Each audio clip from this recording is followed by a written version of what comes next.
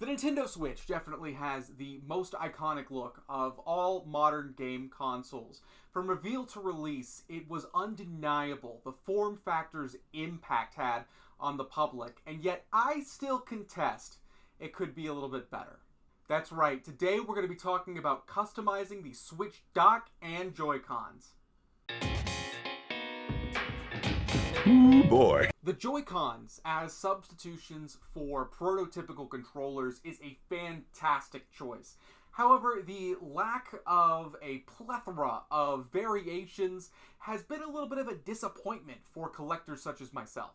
But the real problem is the boring black Switch dock.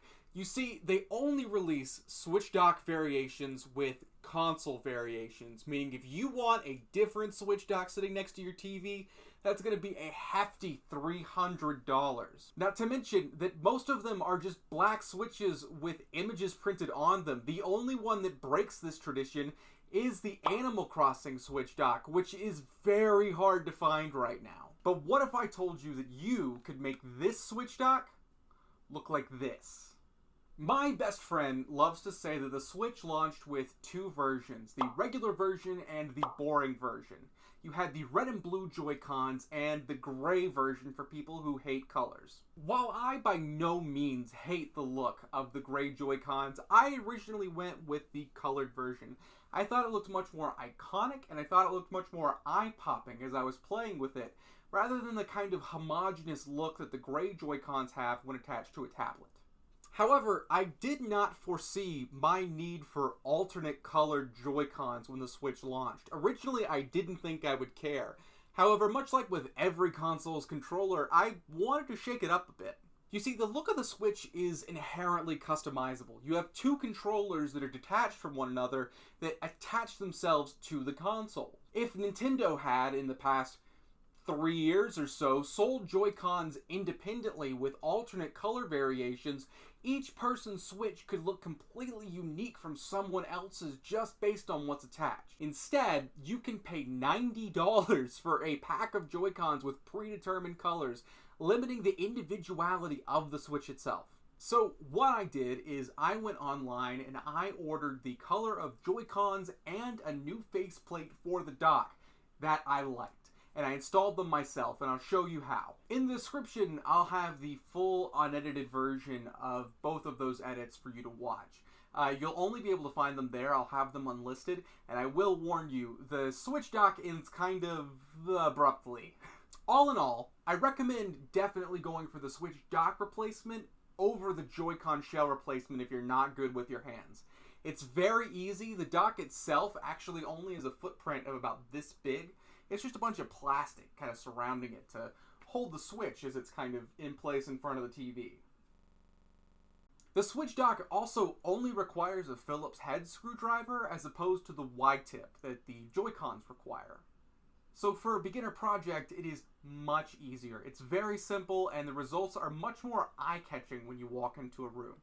Looking beside someone's TV, you'll definitely notice the dock with the bigger footprint than you will the Joy-Cons with the smaller footprint. Now, with my Switch dock, I decided to go for the SNES design. I've never been a huge SNES fan. I didn't have one growing up, and so I don't have that nostalgic connection.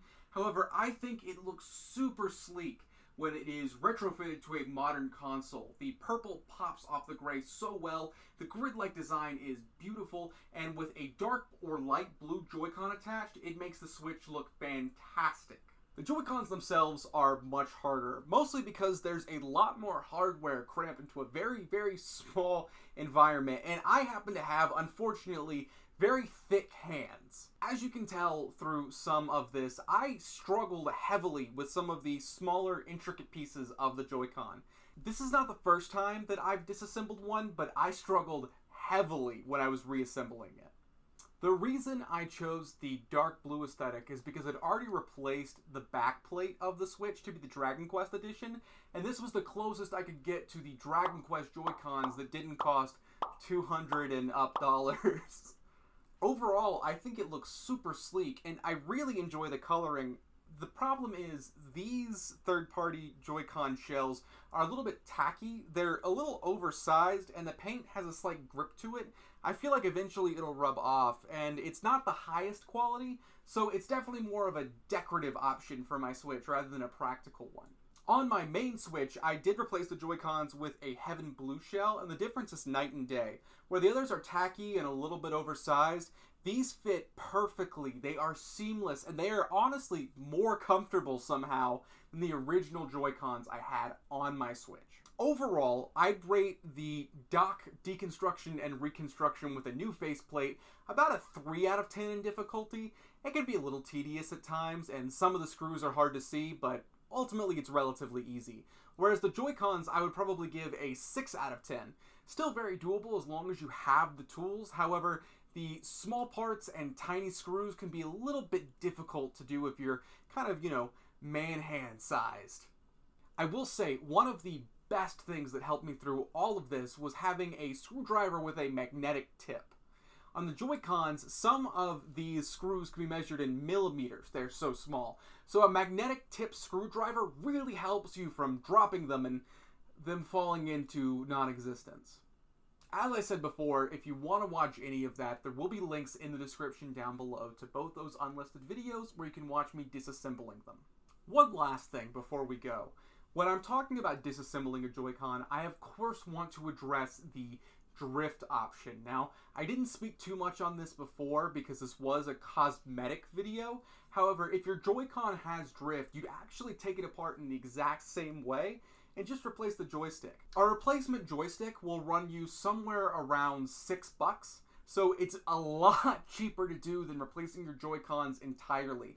And the actual disassembly process, being a 6 out of 10, is not that bad and can save you $40 or so.